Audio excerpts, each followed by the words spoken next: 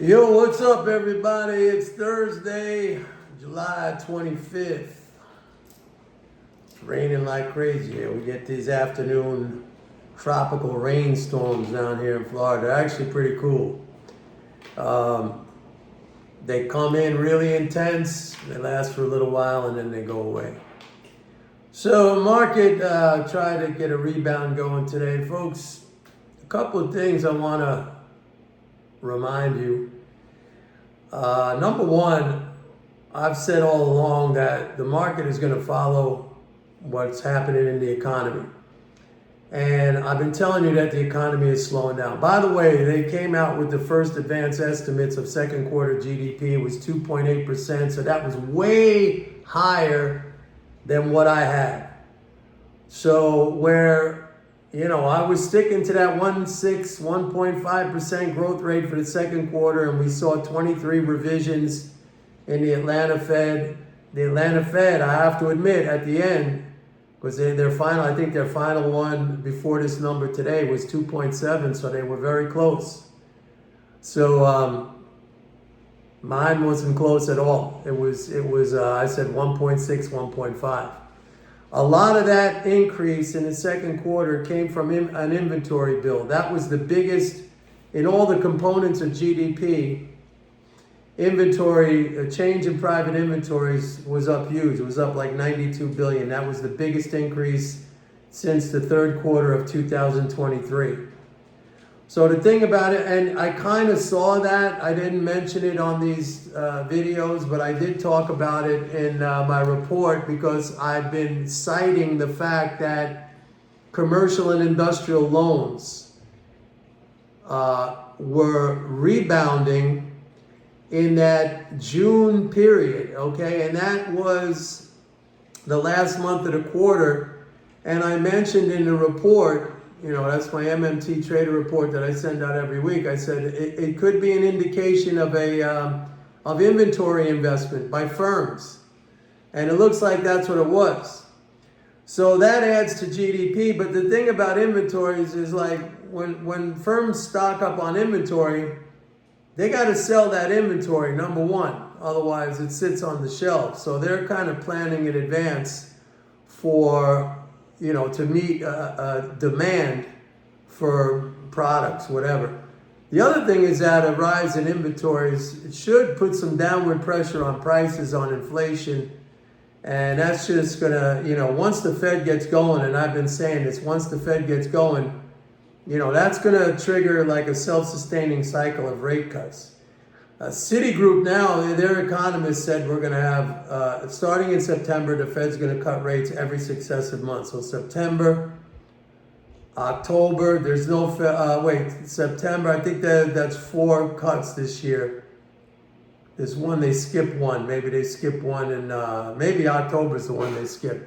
So maybe, 3 rate cuts.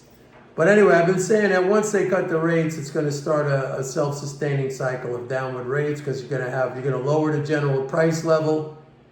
And then again, what I've been telling you guys, you're going to take interest income out of the economy. And one thing that was that I saw on the GDP report today was that personal interest income, which is completely tied to what the rate is, that rose by the smallest amount since the Fed started raising interest rates in the first quarter of 2022. It was a tiny, tiny increase, and it shows you that unless they keep on increasing, it kind of hits a plateau, at least until we get more of these longer dated securities that mature and roll over. That was an interesting little statistic that I saw there in the GDP report. I think now, the market's going to have a hard time sustaining any rallies because we are now in the reality of it is, reflecting what's happening in the economy, the slowdown in growth in the economy, even though the second quarter was better than the first quarter. But we're falling into that, and I think we're going to see some downward revisions as we get that number revised in the next 3 months. But this is what's happening. I said that the stock market's going to follow the economy, and that's exactly what's happening. The other thing I want to talk about quickly, actually, this is going to be a short video because I have an appointment I got to go to. The other thing I want to talk about is gold and silver. I made a video the other day. I said the gold rally was fake. And I explained that everybody was jumping into gold based on this expectation of the Fed cutting rates. That's just like the wrong understanding. I mean, again, we get back to this reality that the rate cuts, they're not bullish for gold. And it should be obvious if you just look at the kind of the behavior of gold. In the 2 years since the Fed raised interest rates, we had a record rally, a record run up in the price of gold when rates were going up. And that's because higher rates is functionally, that's like a fiscal expansion. And gold reacted to that. And the opposite is going to happen when they cut rates. So I said the other day, I made a video, actually I titled the video, "It's a Fake Rally in Gold." And we saw a big pullback. We saw a bigger pullback in silver. I would not touch gold until, and I mentioned to you the fact that gold producers, they had like the biggest short position in over 2 years. I said that speculators had the biggest long futures position in gold in like, I don't know, it might have been like 8 years or something. It was a big number, all right? They were very, very long gold futures. And I said, in all these physical commodities, I keep telling you guys, you don't go against the producers. They know what they're doing. They're in the business of producing and merchandising and trading the physical commodity. They sometimes take delivery of the physical on these exchanges.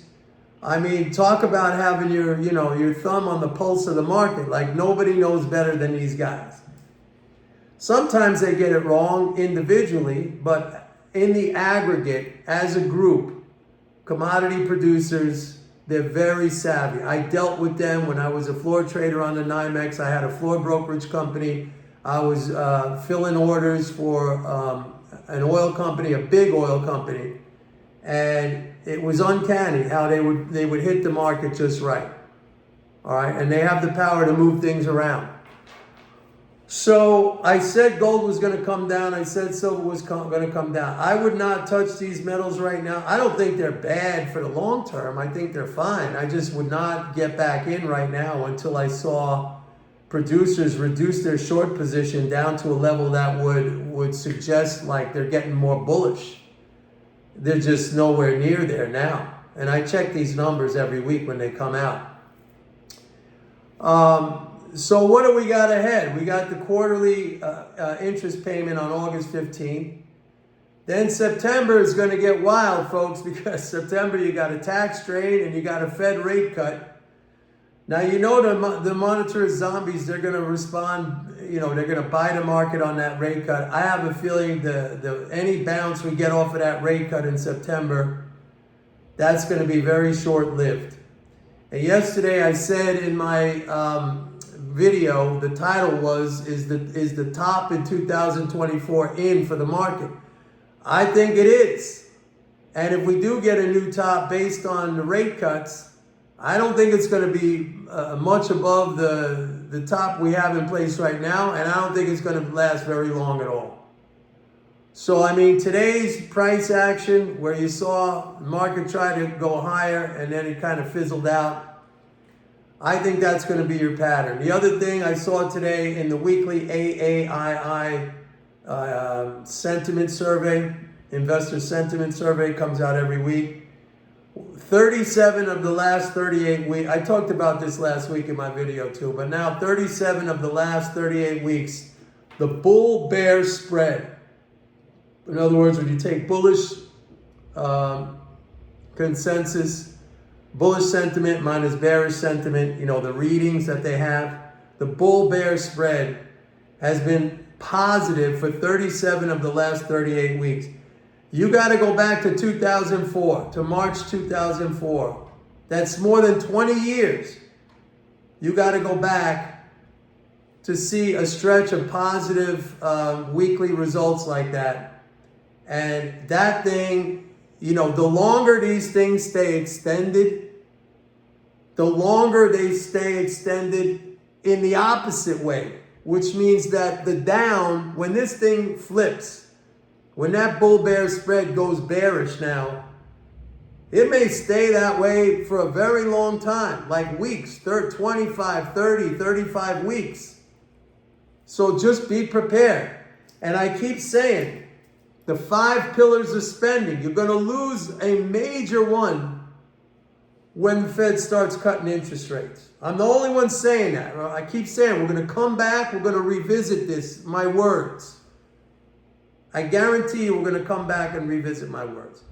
Anyway, I got to get going today, folks. Please like and subscribe if you've already done that. Thank you very much. Sparring today, I got my first bloody nose. Boom, me. Guy hit me good. A little bit. I went like that. I had blood on my glove. I guess it has to happen sooner or later. I've been good so far in avoiding that stuff. But the guy I fought today, he's a pretty tough guy. He's a captain on the police force here in my town. Nice guy. Very serious guy. Serious. Yeah, he gave me a bloody nose. It was cool. I'm going back for more tomorrow, folks. Remember, Mike Tyson said everybody's got a plan until they get punched in the mouth. Well, I got punched in the nose. Still had a plan, though. But, yeah, he got me good on that. I got him, too, a couple of shots, but I didn't give him a bloody nose. Don't forget, go to my website, pitbulleconomics.com. Sign up for a 30-day free trial to MMT Trader. See you guys.